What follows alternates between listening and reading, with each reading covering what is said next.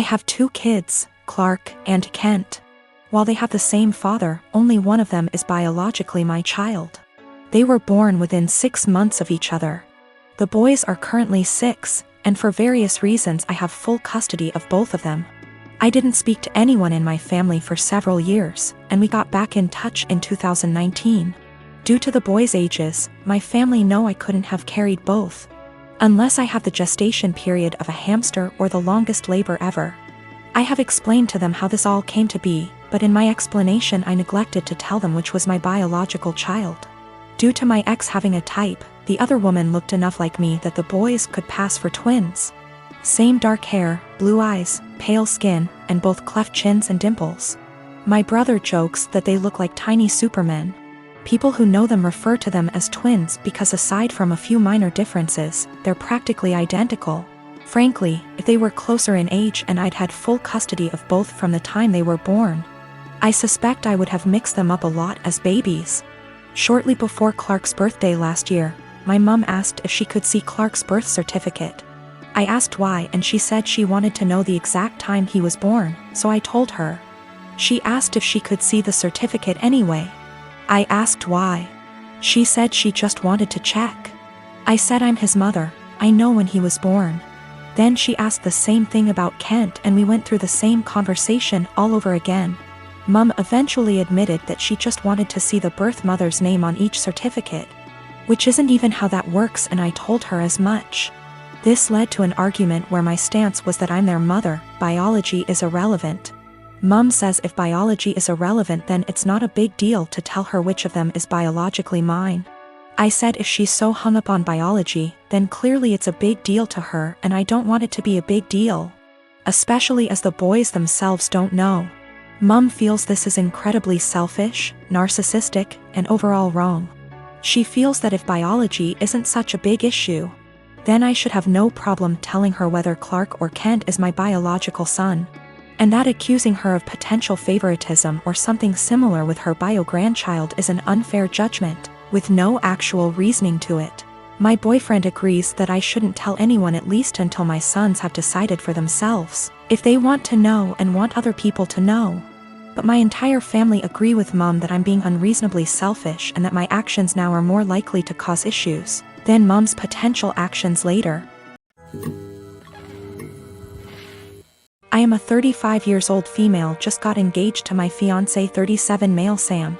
We do not live together because we're waiting till marriage given he and his family are highly conservative Christians but they're really nice and lovable people. I had plans to spend NYE with Sam, but he said he was out for NYE dinner celebration with his parents then called me again inviting me to join them, and I happily did. His parents were there, they welcomed me and ordered many dishes and desserts and drinks. We celebrated and had great time, that is until it was time to pay. I pulled my wallet out of my bag letting them know that we'll split the check between us. Sam mumbled, "No, you don't have to, we invited you," but I insisted. He and his parents then stared at me. I asked what was wrong and both mother-in-law and father-in-law said they didn't have money on them. I was shocked. I turned to Sam and he said he too forgot his wallet at home and didn't bring enough money to cover even on round of drinks. His dad then laughed nervously, "Right, so guess we should let the doctor pay."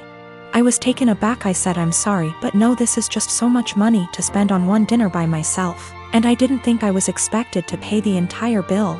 Sam said I should pay and he'd pay me back later, but I said no since I know he will have to get a job to pay that much money.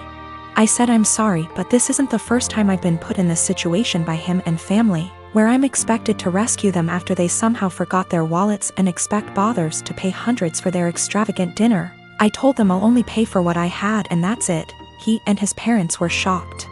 They started arguing about how I have the potential to pay right there and then, but I was acting as if they were strangers, not family. But that doesn't mean I'm obligated to pay. How could someone go out to a fancy restaurant, order so many dishes, desserts and drinks without bringing money? Sam begged that I just do it and call it a night, but I refused.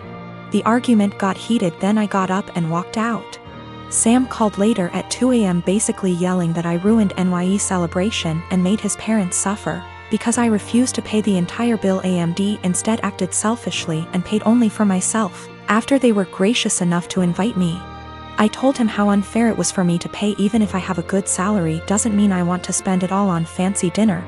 He didn't reply, he just said he'll pray that my parents will let this go, and not resent me after I basically damaged the relationship with them. I felt awful thinking I should have covered the bill instead of leaving. Background: my grandparents have always been a big part of my life, as have the rest of my family. They had 5 children, including my father, and 13 grandchildren, 6 great-grandchildren. My grandparents are quite rich. They had 3 businesses until last year when my grandfather died. I am the child of my grandchildren and have always been very close to them. My grandma used to babysit me until I could go to kindergarten. I wrap Christmas presents for her every year. I decorate their house, and I worked at their bar on Fridays in college, no pay, as they are too old to do these things themselves. All this was offered to my cousins, but they never helped. My grandparents ran a show horse farm for over 40 years. It was what my father took with him and I quickly began to love. I used to go every weekend with my grandma up until high school when I started studying. Even though I don't ride horses anymore, my dad and I go to clean the stalls and look after the horses every week when my grandparents are away on trips. Usually once every 2 months. My grandparents were a huge part of my life. Problem: my grandmother died 4 weeks ago. It was devastating. My grandmother left my aunts, uncles, and dad about $85,000 each. Money for which she and my grandfather worked very, very hard. It was expected. What was not expected was that they would leave me just over $45,000 along with some other valuables. I was honestly shocked. All my cousins received about $2,000 each and a few trinkets. Obviously you can see where it was going. My aunts and uncles were at the reading when I was told, so they told their children.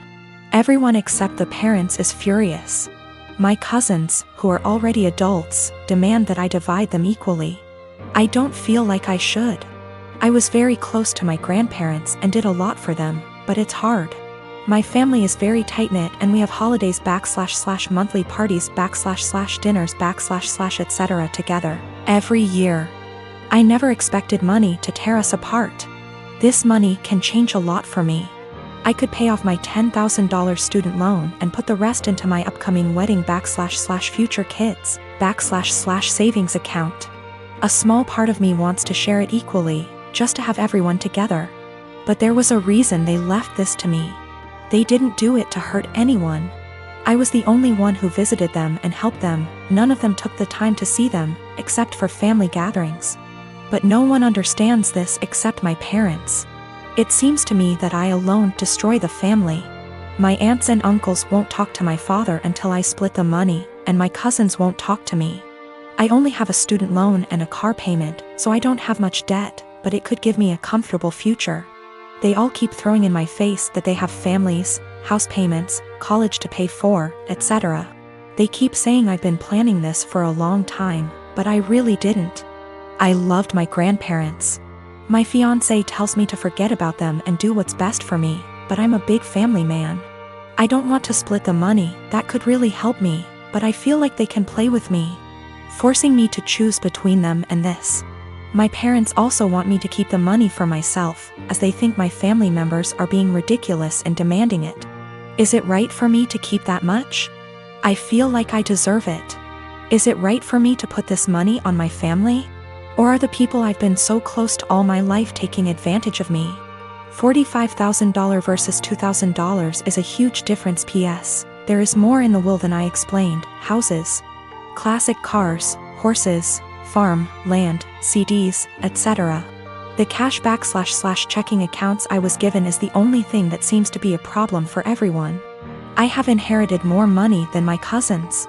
They demand that I divide it equally between them or never speak to them again. My husband and I come from the same background. The only difference is that his mother isn't of that ethnicity, so he wasn't raised in the culture like I was. When we started dating, I helped him reconnect with his roots. This eventually led to him reaching out to his estranged father's family and becoming close with them. I think my mother-in-law has sort of held that against me ever since. Throughout the course of our relationship, she has made multiple comments about how she doesn't like the amount of emphasis I put on my heritage. When we told her I was pregnant with twins, she later said something about not wanting her future grandchildren to care about that stuff like I do. I've learned to ignore her comments because trying to explain myself to her has never helped. And I try to avoid conflicts whenever I can. My husband and I decided that the babies would have a first name from our culture, and their middle name would be a typical American name. My parents did the same thing with my name too, so it was just a continuation of that tradition. My mother-in-law ended up seeing texts between me and my husband where we said the middle names. But she assumed that we were talking about first names, so she went out and got the babies matching sweaters, with the names printed on the front of them. She showed the sweaters to me after they arrived. And I thanked her for the gift but didn't correct her on the fact that those were the middle names. I was sort of peeved that she had snooped through text messages to try to find out the names before we told her anyway. So I didn't want to give her their first ones on top of that. Last night when she was over at our house, she told me how relieved she was that we had chosen normal names for her grandchildren, and not a ridiculously difficult to pronounce name like mine. My husband asked what she was talking about. She repeated herself and he told her that actually, the babies did have names just like mine and he expected her to learn to say them. She brought up the text messages and the sweaters she bought, and then my husband explained our plan for their names. She got really pissed at me after that.